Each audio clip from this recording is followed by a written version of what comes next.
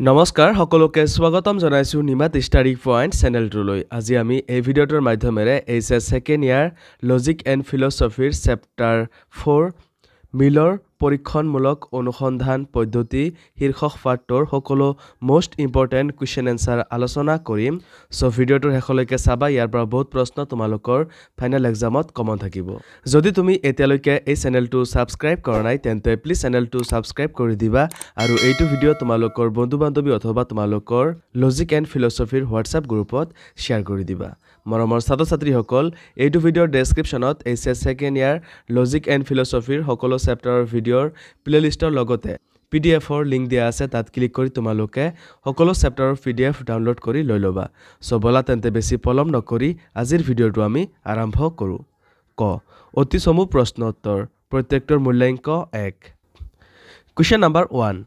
প্ৰকল্পই বৈজ্ঞানিক অনুসন্ধানত প্ৰথম স্তৰ কথাষাৰ সঁচানে এনসাৰ সঁচা কুৱেশ্যন নম্বৰ 2 প্ৰকল্প এক কাল্পনিক ধাৰণা সঁচানে এনসাৰ সঁচা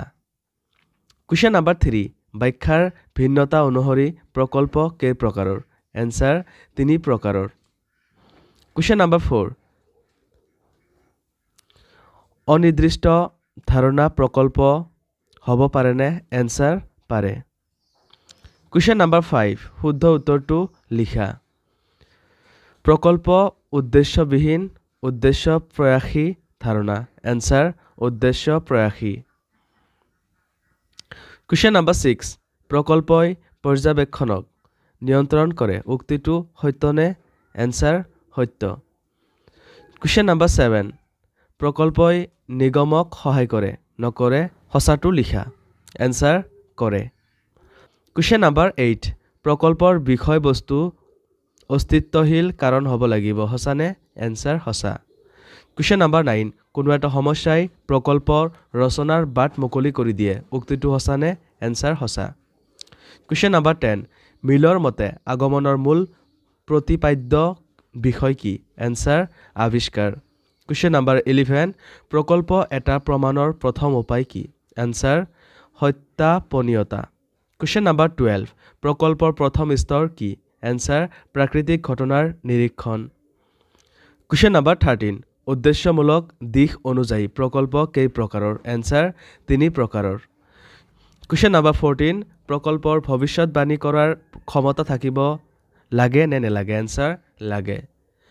কুৱেশ্যন নম্বৰ 15 প্ৰকল্প বৈজ্ঞানিক অনুসন্ধানৰ পথ প্ৰদৰ্শক কথাষাৰ সঁচানে এনসাৰ সঁচা কুৱেশ্যন নম্বৰ 16 মিলে কেইটা পৰীক্ষামূলক পদ্ধতি স্বীকাৰ কৰিছে এনসাৰ 5টা কুৱেশ্যন নম্বৰ 17 মিলৰ মতে আগমনৰ মৌলিক পদ্ধতিবোৰ কি কি এনসাৰ মিলৰ মতে আগমনৰ মৌলিক পদ্ধতি দুটা যেনে অন্ময়ী প্ৰণালী আৰু ব্যতিৰেকী প্ৰণালী কুৱেশ্যন নম্বৰ 18 মিলৰ আগমন পদ্ধতিবোৰৰ লক্ষ্য বা উদ্দেশ্য কি এনসাৰ ঘটনাৰ মাজৰ কাৰ্য কাৰণ সম্বন্ধ আৱিষ্কাৰ আৰু প্ৰমাণ কৰাই হৈছে মিলৰ আগমন পদ্ধতিবোৰৰ লক্ষ্য কুৱেশ্যন নম্বৰ 19 অন্ময়ী প্ৰণালী প্ৰয়োগৰ বাবে কিমান দৃষ্টান্তৰ আৱশ্যক এনসাৰ 2 বা ততোধিক কুৱেশ্যন নম্বৰ 20 অন্ময়ী প্ৰণালীৰ সিদ্ধান্ত নিশ্চিত কথাষাৰ সঁচানে এনসাৰ সঁচা খ চমু প্ৰশ্ন উত্তৰ প্ৰত্যেকটোৰ মূল্যাংক 2 কুৱেশ্যন নম্বৰ 1 সহ পৰিৱৰ্তন প্ৰণালীৰ বিশেষ বৈশিষ্ট্য কি এনসাৰ সহ পৰিৱৰ্তন প্ৰণালীৰ দুটা দৃষ্টান্তৰ মাজত মাথোন এটা বিষয়ৰ বাহিৰে আন সকলো বিষয়তে মিল থাকিব লাগিব অমিল থকা একমাত্ৰ বিষয়টো এটা দৃষ্টান্তত উপস্থিত থাকিব লাগিব আনটো দৃষ্টান্তৰ পৰা সম্পূৰ্ণ অপসাৰিত হ'ব কুৱেশ্যন নম্বৰ 2 সহ পৰিৱৰ্তন প্ৰণালীৰ এটা উদাহৰণ দিয়া এনসাৰ সহ পৰিৱৰ্তন প্ৰণালীৰ এটা উদাহৰণ হ'ল কোনো বস্তুৰ যোগান বাঢ়িলে তাৰ মূল্য হ্ৰাস পায় সেইদৰে বস্তুটোৰ যোগান হ্ৰাস পালে মূল্য বৃদ্ধি পায় গতিকে বস্তুৰ যোগানৰ পৰিমাণেই মূল্য হ্ৰাস বৃদ্ধিৰ কাৰণ কুৱেশ্যন নম্বৰ 3 অন্বয়ী প্ৰণালীৰ সিদ্ধান্ত নিশ্চিত নহয় কিয় এনসাৰ অন্বয়ী প্ৰণালী মূলতঃ নিৰীক্ষণৰ প্ৰণালী ই পৰীক্ষণীয় প্ৰণালী নহয় অনবয়ী প্ৰণালীয়ে কাৰ্যকাৰণ সম্বন্ধৰ বিষয়ে ইংগিতহে মাত্ৰ দিয়ে নিশ্চিতভাৱে কাৰণ সম্বন্ধ প্ৰমাণ কৰিব নোৱাৰে সেয়ে এই প্ৰণালীৰ প্ৰয়োগৰ দ্বাৰা যি ফলাফল বা সিদ্ধান্ত পোৱা যায় সি সদায় সম্ভাৱনামূলকহে নিশ্চিত নহয় গ মজলীয়া দৈৰ্ঘ্যৰ প্ৰশ্ন উত্তৰ প্ৰত্যেকটোৰ মূল্যাংক 4 কুৱেশ্যন নম্বৰ 1 সহ পৰিৱৰ্তন প্ৰণালীৰ তিনিটা সুবিধা উল্লেখ কৰা এইটো প্ৰশ্ন এইচএছ 2023 বৰ্ষৰ ফাইনেল এক্সামত আহিছিল এনসাৰ সহ পৰিৱৰ্তন প্ৰণালী এক ব্যৱহাৰিক প্ৰণালী সেয়ে ইয়াৰ বহুত সুবিধা আছে যেনে ক সহ পৰিৱৰ্তন প্ৰণালী বায়ু চাপ মধ্যাকৰ্ষণ শক্তি উত্তাপ আদি কিছুমান স্থায়ী উপাদানৰ ক্ষেত্ৰত প্ৰয়োগ কৰি কাৰ্যকৰণ সম্বন্ধ নিৰ্ণয় কৰা হয় খ সহ পৰিৱৰ্তন প্ৰণালী নিৰীক্ষণমূলক আৰু পৰীক্ষামূলক হোৱাৰ বাবে এই প্ৰণালীৰ জৰিয়তে কাৰ্যকাৰণ সম্বন্ধ নিশ্চিতভাৱে নিৰ্ণয় কৰিব পাৰি গ সহ পৰিৱৰ্তন প্ৰণালীয়ে কাৰ্যকাৰণ সম্বন্ধ নিৰ্ণয় কৰাৰ উপৰিও ঘটনা দুটাৰ মাজত থকা কাৰ্যকাৰণ সম্বন্ধৰ পৰিমাণগত স্বভাৱ বিচাৰ কৰে কুৱেশ্যন নম্বৰ 2 ঘটনাৰ ব্যাখ্যাৰ ভিন্নতা অনুসৰি প্ৰকল্প কেই প্ৰকাৰৰ আৰু কি কি এনসাৰ ঘটনাৰ ব্যাখ্যাৰ ভিন্নতা অনুসৰি প্ৰকল্প তিনি প্ৰকাৰৰ নম্বৰ 1 কৰ্তা সম্পৰ্কীয় প্ৰকল্প নম্বৰ 2 নিয়ম সম্পৰ্কীয় প্ৰকল্প আৰু নম্বৰ 3 পাৰিপাৰ্শ্বিক সংস্থিতি সম্পৰ্কীয় প্ৰকল্প কুৱেশ্যন নম্বৰ 3 অনবয়ী প্ৰণালী মূলতঃ নিৰীক্ষণৰ প্ৰণালী কিয় এনসাৰ অনবয়ী প্ৰণালী মূলতঃ নিৰীক্ষণৰ প্ৰণালী কাৰণ অনবয়ী প্ৰণালী প্ৰয়োগ কৰিবলৈ হলে অন্বেষণীয় ঘটনা সম্পৰ্কীয় দুটা বা ততোধিক দৃষ্টান্ত সংগ্ৰহ কৰিব লাগে আৰু সেইবোৰৰ মাজত এটা বিষয়ত সকলোতে মিল থাকিব লাগে আৰু আনটোৰ বিষয়ত অমিল থাকিব লাগে দৃষ্টান্ত কেইটা নিৰীক্ষণৰ অন্তৰালত অন্যান্য মিল লুকাই আছে নে নাই সেয়া নিশ্চিত হ'ব নোৱাৰি ই কেৱল কাৰ্যকাৰণ সম্বন্ধ থাকিব পাৰে বুলি ইংগিতহে দিব পাৰে গতিকে অনবয়ী প্ৰণালী মূলতঃ নিৰীক্ষণৰ প্ৰণালী পৰীক্ষণ প্ৰণালী নহয় ঘ ৰচনাধৰ্মী প্ৰশ্ন উত্তৰ প্ৰত্যেকটোৰ মূল্যাংক 6 কুৱেশ্যন নম্বৰ 1 উদাহৰণসহ অনবয়ী প্ৰণালীৰ ব্যাখ্যা দিয়া এনসাৰটো তোমালোকে চাই লোৱা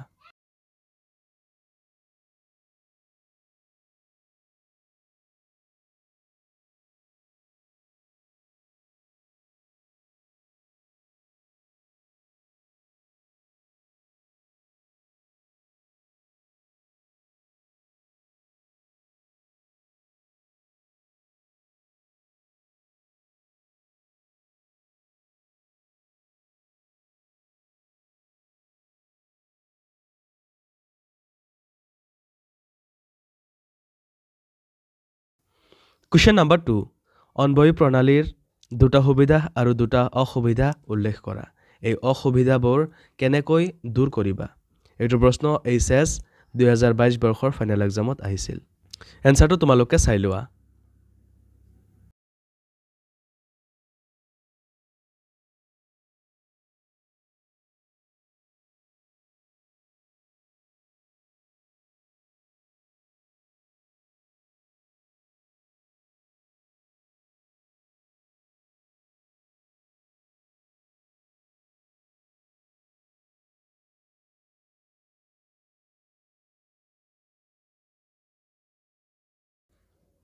কুৱেশ্যন নম্বৰ 3 উদাহৰণসহ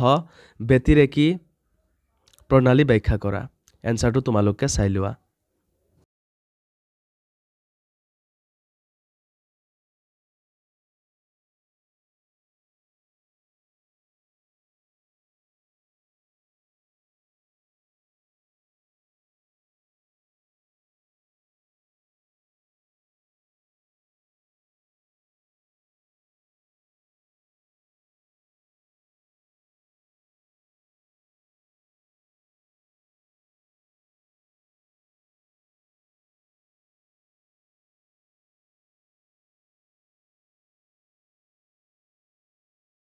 কুৱেশ্যন নম্বৰ 4 ব্যতিৰেকী প্ৰণালীৰ তিনিটা সুবিধা আৰু তিনিটা অসুবিধা উল্লেখ কৰা এইটো প্ৰশ্ন এইচএছ 2022 বৰ্ষৰ ফাইনেল এক্সামত আহিছিল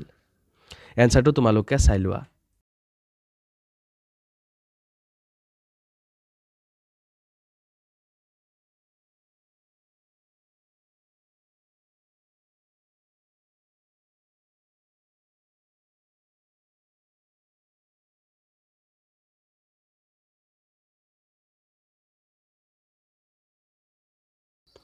মৰমৰ ছাত্ৰ-ছাত্ৰীসকল আজিলৈ এইখিনিয়ে আশা কৰোঁ এই ভিডিঅ'টো তোমালোকক সহায় কৰিছে যদি ভিডিঅ'টো ভাল লাগিছে তেন্তে এইটো ভিডিঅ' তোমালোকৰ বন্ধু-বান্ধৱী অথবা তোমালোকৰ লজিক এণ্ড ফিলচফিৰ হোৱাটছআপ গ্ৰুপত শ্বেয়াৰ কৰি দিবা চেনেলটো যদি এতিয়ালৈকে ছাবস্ক্ৰাইব কৰা নাই তেন্তে প্লিজ চেনেলটো ছাবস্ক্ৰাইব কৰি দিবা মৰমৰ ছাত্ৰ-ছাত্ৰীসকল এইটো ভিডিঅ'ৰ ডেছক্ৰিপশ্যনত HS second year logic and ফিলচফিৰ সকলো চেপ্টাৰৰ ভিডিঅ'ৰ প্লেলিষ্টৰ লগতে পিডিএফৰ লিংক দিয়া আছে তাত ক্লিক কৰি তোমালোকে সকলো চেপ্টাৰৰ পিডিএফ ডাউনলোড কৰি লৈ ল'বা ধন্যবাদ